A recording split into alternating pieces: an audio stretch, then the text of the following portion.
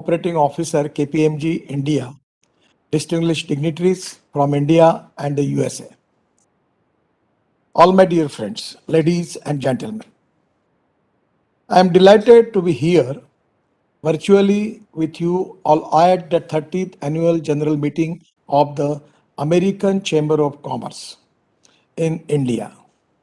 I compliment the Chamber, representing more than 500 USA companies having business in India and strengthening US India economic partnership since 30 years. I am happy to note that the bilateral trade between India and the US has grown to 149 billion US dollars and is projected to reach more than 500 billion US dollar by 2025. Today, it is my pleasure to deliver a keynote address on the theme Transforming to Seamless Supply Chain, Digitalization, and Multimodal Connectivity. We can further explore scope of technology transfer, innovations, research, and development between India and the USA. India and America have always shown mutual trust, respect, and cooperation on the social, economic, and strategic fronts. Infrastructure development plays an important role in fulfilling the vision of our Honorable Prime Minister Narendra Modi ji to make India a $5 trillion economy in the next 5 years. The rapid infrastructure development is essential to make this vision a reality. I always quote former US President John F. Kennedy's words about American roads. American roads are not good because America is rich, but America is rich because American roads are good. I strongly believe in this statement, and good road network is key for the prosperity of any country. Today, India has about 63 lakh kilometers of road network, which is the second largest in the world.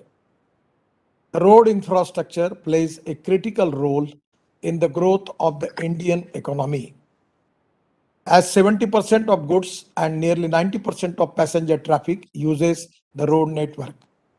In 2014, we had around 91,000 kilometers of national highway network. At present, this network has reached around 1.47 lakh kilometers.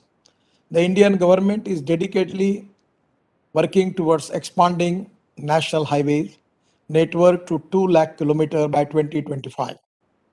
The government is investing $1.4 trillion, rupees 110 lakh crores in infrastructure development through National Infrastructure Pipeline (NIP).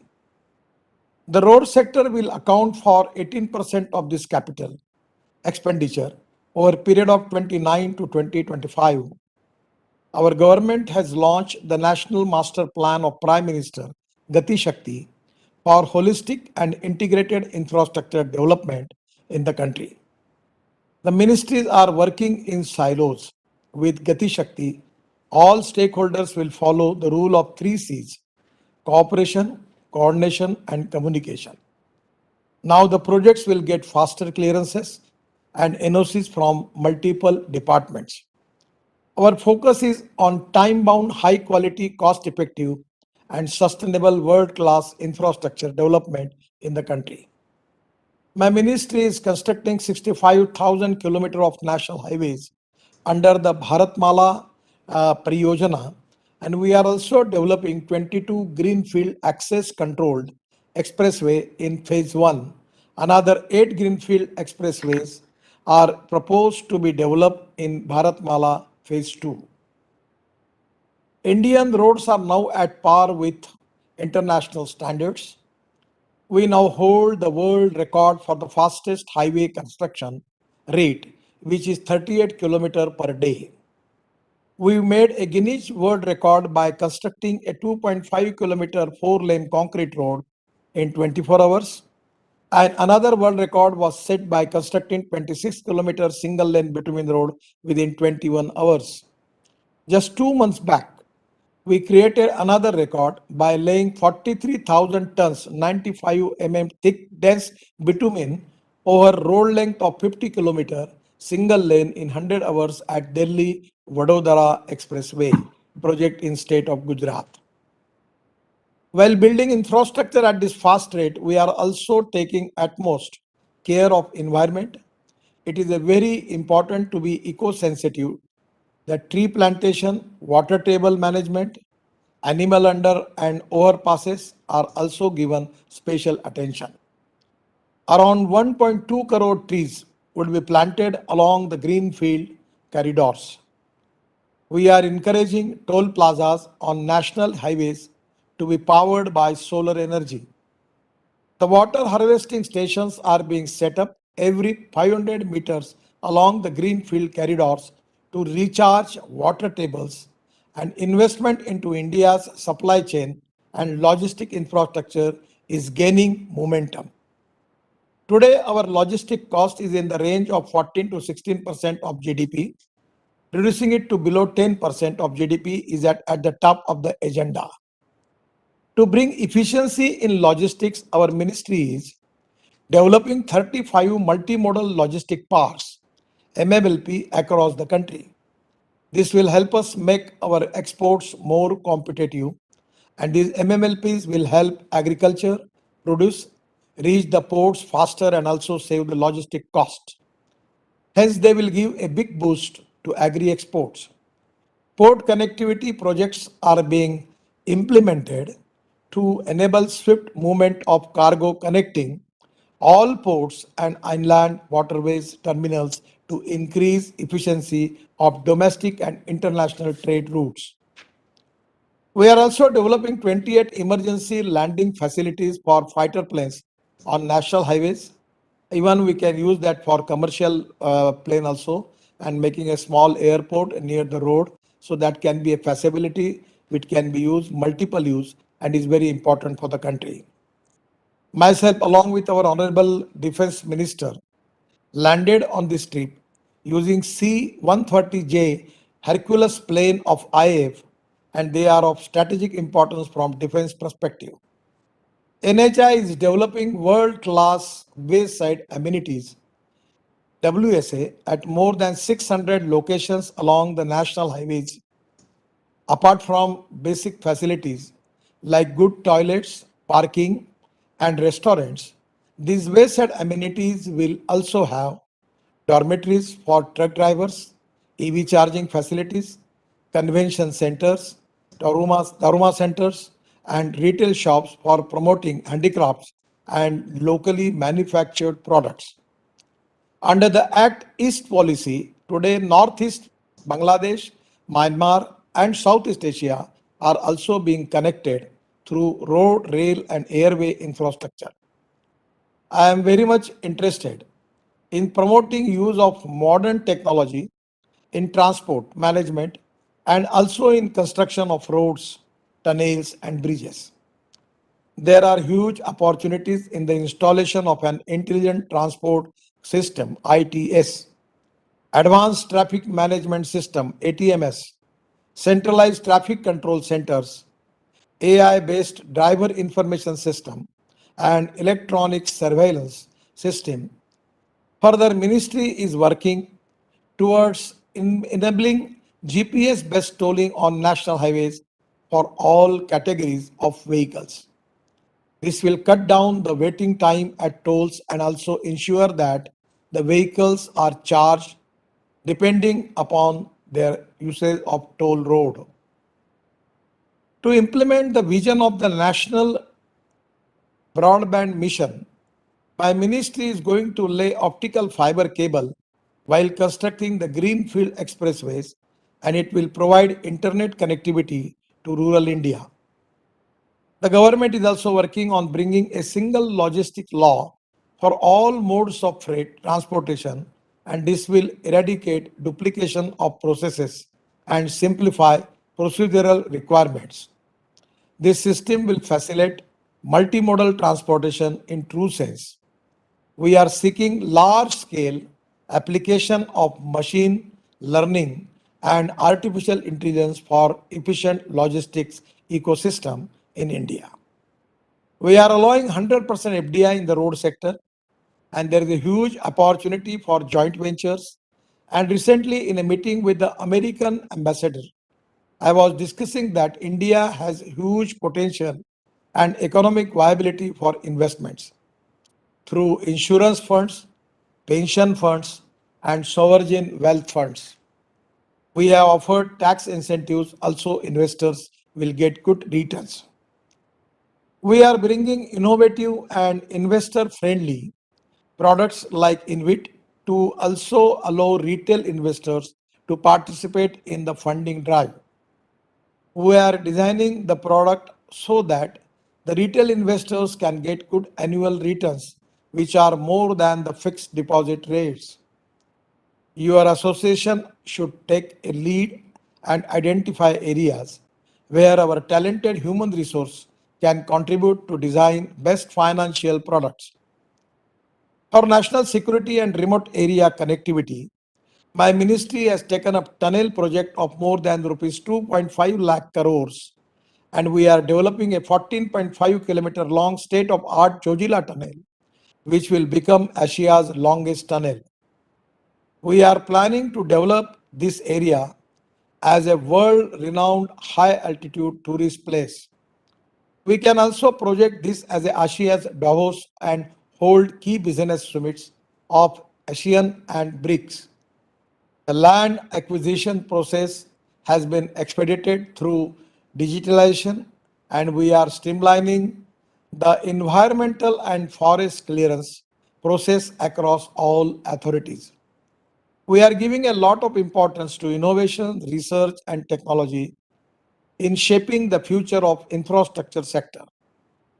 The government is promoting uses of alternative materials, new technology, and best construction practices. And my ministry has been focusing on the use of waste material like plastic, rubber, flash, oil slag, jute, coir to save the ecology and environment. The ministry is promoting large scale use of precast elements in flyovers, bridges, ROB, and cross drainage works. We have recently rolled out precast policy where use of precast components are mandated in national highway projects. We are also developing last mile connectivity modes such as ropeway, cable car, funicular rail system at hilly regions and congested urban areas and religious and tourist places at high altitude. Both countries have a huge pool of young and talented engineers working on most advanced technologies. I sincerely hope people like you will come forward and explore opportunities of joint ventures to realize the benefit of advanced technologies in the areas of construction, alternative fuels, and agriculture practices. The private investors can invest in the development of multimodal logistic parks, wayside amenities, OFC infrastructure, ropeways, and alternative mobility solutions like cable car, road train buses, and funicular rail with a greater participation from the private sector and increase government spending. And there are huge opportunities for foreign investors to participate building in supply chain infrastructure. As committed by our Prime Minister at the COP26 summit, India is well ahead in the achieving the net zero carbon emissions target by 2070, and we have the world's fourth largest renewable energy capacity of 145 gigawatts, which makes 40% of our energy mix. Out of the total renewable power generated, 38% of electricity is generated from solar energy, which has been targeted to reach 60%. We are promoting research and development in the area of renewable energy today, and India is becoming the largest EV market for electric two-wheelers, three-wheelers, and cars. The US-based companies can collaborate with our research and development efforts in the areas of EV, battery technologies, and retrofitting industry to find alternative for diesel. The government is strongly encouraging solar and wind energy based charging mechanism for electric mobility. The government is also working on the battery swapping policy, and operational standards will be formulated for the electric vehicle sector. This is a huge opportunity for all the technocrats as a battery swapping is completely new sector. We have to create a holistic solution taking into account issues of standardization, replacement, tracking, and quality monitoring is very important. Along with the EVs, we are specifically giving importance to alternative fuels and biofuels such as ethanol, methanol, bio-CNG, bio-LNG, and green hydrogen. We are also ready to welcome investment in flex engine and hybrid engine technologies that run on biofuels, alternative fuels, and electricity. The flex fuel technology is already available in USA, Canada, and Brazil. We have already issued an advisory to auto manufacturers to start working on flex engines, and we are committed to offer flex engine vehicles to our citizens at the earliest. This will give the users an option to run a vehicle on either 100% petrol or 100% bioethanol. Just yesterday, we have received an encouraging report from IOCL which says that the caloric value of ethanol and petrol now be made equal. We are promoting use of alternative fuels in public transport, logistics, construction, and agriculture equipment. To address the semiconductor chip shortage, in a recent meeting with Intel CEO, we have agreed to work together with them to solve the challenge that lies ahead of us. We are also looking for prospects about green hydrogen as a potential source of energy across various sectors like fertilizer, cement, steel, and mining. India has a huge potential for green hydrogen and green ammonia production. Extensive research is underway to produce green hydrogen from seawater, biomass, liquid waste using solar power and windmill. I invite you to contribute in the development of low cost and reliable electrolyzers and hydrogen fuel cell technology. A startup in Bangalore has recently exported its first batch of compact size electrolyzers manufactured in India to USA. To increase awareness about green hydrogen, I'm already using a green hydrogen powered car with my local travel in Delhi. I have also worked on the road train buses and got their standards approved. The state transport buses can be replaced with road train buses, and we have studied the economics of this model and they are financially viable. Compared to the current fleet of buses, which are in the huge losses, the new public transport modes like hydro hyperloop, seaplane, pods, and drone taxis are also gaining interest in the country. We need the young and talented engineers to come forward and explore opportunities in these new areas. There are huge untapped resources in the rural and tribal areas with opportunities. Technology investment and skill development. These resources can be harnessed to create new business opportunities. This will help us to create new jobs in rural and tribal areas. We are ready to adopt the world's best technologies without compromising on the quality. However, they need to be cost effective and sustainable. The government is committed for steady transformation of India's digital infrastructure. With federal companies like Digital India, technology, startups, and enterprises are flourishing in India.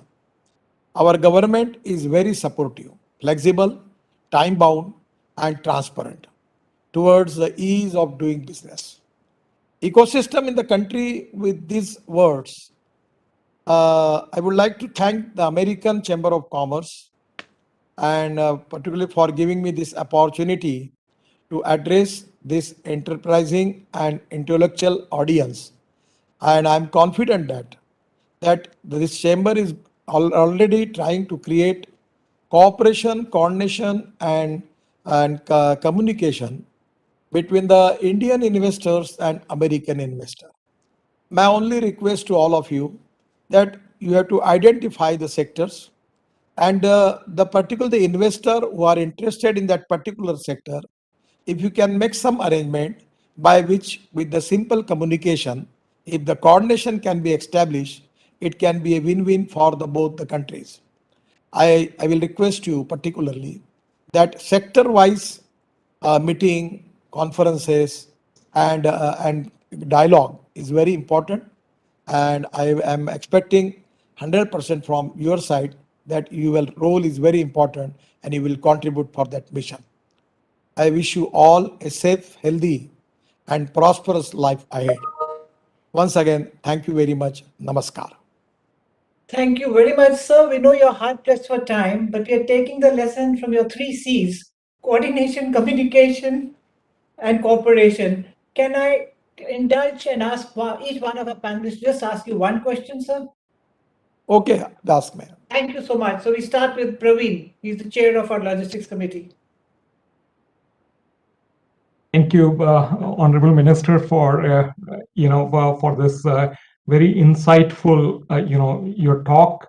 And a very quick question from me will be: you have explained the infrastructure to support seamless supply chain. One of the logistics performance index is being talked about a number of times. So we would like to understand from you what exactly is the vision on really reducing this, boosting this LPI for India. Actually, the most important problem with Indian business sector is the logistic cost is very high. Now, as compared with China, it is 8 to 10%, and USA it is 12%, and European countries is also 12%. But India sometime it going to 14 to 16%. So we have planned now. We are connecting all the ports with the 4-lane road. We are making 26 green express highway just like Mumbai, Delhi. We are going to complete this highway 90% bit up to end of December this year. And this highway now presently one truck now taking time from Mumbai to Delhi 54 hours. But after constructing this highway, it will be only 22 hours. So 100% there is a saving for fuel and time. At the same time, we are making 26 green highways. We are making short routes. I'm giving the example. Visakhapatnam port is very important for Chhattisgarh and Madhya Pradesh and Maharashtra. Now I am coming from Raipur. We start the project between Raipur to Visakhapatnam. It's a project of 16,000 crore. Totally new green express highway. All projects, the parts of the projects are already appointed date is finalized. Work has started. We will complete before end of 23.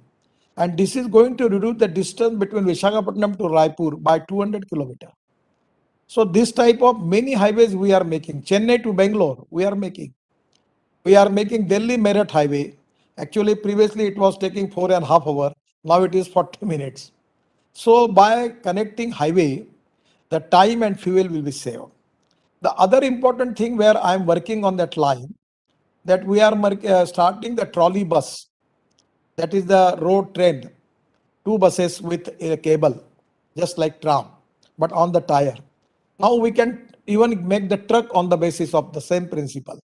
So we want to make our highway e-highway, and there are truck manufacturers are ready to manufacture trucks on electric. We are planning for e-highway. For example, we are spending 10 rupees for the petrol, 9 rupees for the diesel, 6 to 7 rupees for ethanol. Now we have succeeded to have a caloric value of ethanol equal to petrol. So there is also the loss of that is not there. The other important thing is we are working on green hydrogen, then electric. The electric is available in the country. We are planning for making of 60% of our electricity in the country as a solar energy. Now we need to concentrate more on nuclear power than geothermal power, because the coal power is a big problem as far as the environment is concerned. So the conversion of transport on electricity is going to reduce the logistic cost. I will assure you, I am trying for that. Within 2 years, our logistic cost will be reduced from uh, 16 to 14%. It will come less than 10%. And what the idea is, for the truck transport, we want to use LNG as a fuel. If you are using 100 rupees for the diesel, then for LNG, for CNG, it is 50 to 60 rupees. For LNG, it is 40 rupees. So we are now marching towards gas economy. Presently, a lot of problems are there, but our ultimate target is to make ethanol, methanol, biodiesel, bio-CNG, electric, and green hydrogen. And green hydrogen is the fuel for the future. Already a lot of startup and talented young engineers, already they are working very passionately on these issues.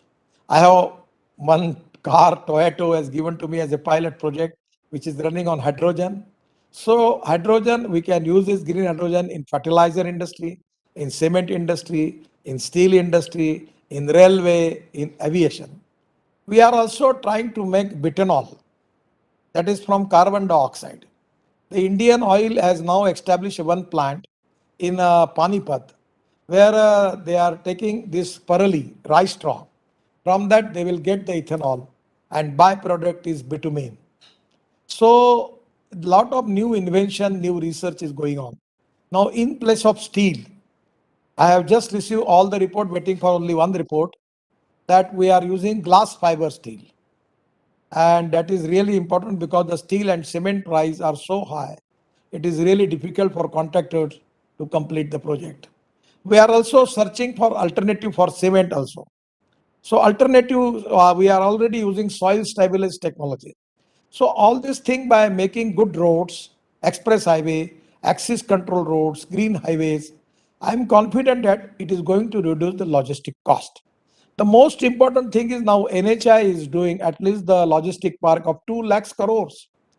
And everywhere we are offering to the state government that if they are ready to give their land, then we can make joint venture with them and we will invest and make the logistic park. We are already doing multimodal logistic park in Assam, in Brahmaputra, Jogiopa, where the road is there, where the waterways is there, and there is the airport is there and railway is there. So for container traffic, we are now connecting to ports by roads, express highway. So it is also going to reduce the cost, and truck on LNG will also reduce the cost. At the same time, 102 waterways, when I was shipping minister, I have already passed the bill, and 102 waterways has now cleared as a waterways. The Varanasi to Haldia waterways is completed at the regime when I was minister of shipping. Then after that, the Bengal Sea is there. Then Brahmaputra, we have completed the project. 3-meter dredging is completed. At the time, with the request of World Bank, I go up to Mungli port, 250 kilometer in Bangladesh, from Brahmaputra to connect to Mungli port. Even we have now the Barak river is also completed as a waterways. So the sea front is available. And now by using this water transport, we can reduce the cost. So lot of new innovations are taking places, where I will request you, Ro packs. Now in Mumbai, now there is a service started from BPT to Alibag, the Ro and Ro packs, where people are taking their car and going to Alibag, and by Alibag taking their car going to Vadkal Naka within an hour. And now from South Mumbai going to Vadkal Naka on Mumbai Goa Road, it takes 3 hours. So 2 hours saving is there. So this type of, even my plan is to connect new airport of New Mumbai with waterways, with water taxis from everywhere from across the Mumbai within 13 to 23 minutes, you can reach by water to new international airport in New Mumbai. So there is a huge potential for that. I'm also requested to MPBS seaplane. We have already sanctioned all the rules and regulation. And already in USA, Canada, they have the MPBS seaplane. If you are interested, 100% you can think about it, or this can be a new ideal transport. India has got a huge potential for that. For the tourism also, there is a huge potential. We are making that Jojila tunnel in Yes. particularly Kargil area is really very, very fantastic view is there. It will be, I am confident it will be more beautiful than Davos. So my suggestion is people like you can give this information to investor in USA, and it's really a golden opportunity for them and win-win situation for both the countries. And regarding logistic, my NHI company, logistic company is ready to make joint venture. We have a lot of lands available to the roadside. NHI, we have available the land already we have, and we are making big investment in this. So my request is that your interaction with our people will be useful, and it will be really a win-win situation for both the countries and both the investor from India and from USA. So now I'll request the banker to pose back a question on investment since we talked about it. Kaku, please go ahead. Good evening, sir. Good to hear you again. It's always very energetic and very lively, and it really puts India into a new light hearing you, sir. And I'm sure lots of people will benefit. So, the question I had was more that the government is surely focused on a national monetization plan. Sir, what is the progress about that, and what do you think private sector can play a role in that on the asset monetization side, sir? Presently, actually, there is a good response, and from the investor, from the insurance fund, pension fund, and our INVIT giving good response. Now my idea is to giving benefit to the poor people. I don't have any problem with the investment. People are welcome. If they want to invest, they are welcome. But we don't have any crisis for investment, neither we don't have any problem for that. So my interest is to take the investment from the small persons in INVIT, and they will invest 1 lakh rupees, 2 lakh rupees in the project. And idea is to give return more than 7% monthly to them. And for these poor people, I want to make them investment is to be very, very with a very simplified process. My aim is to involve the poor people for the investment in road infrastructure. So every project, in which project we are trying, we are waiting for some approvals from the SEBI. Regarding the road construction, my advice to you: the Indian contractors are doing excellent jobs. If the American investor can make joint venture with them, it can be a good thing. And if they want to even support me in NHI, my request is hedging will be their responsibility. And if they can offer me in rupees, I am ready to take the investment. But at the same time, interest cost will be reasonably, I am expecting at least 2% less than Indian market. Then it is a beneficial to me. Sir, I just saw somebody from your office give you a slip. I know we are exceeding our time limit, but I'd just like to now request Sanjay Kaul to thank you for your sharing your vision. Over to Sanjay, please. Thank you, Rajana. This is always, on behalf not only from American Chamber of Commerce, but on behalf of India, we would always be thankful to Honorable Minister Mr. Gadkari.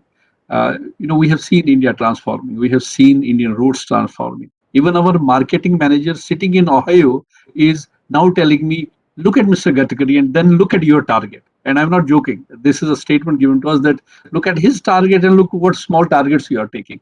So Mr. Gadkari is becoming a role model. I have studied in government school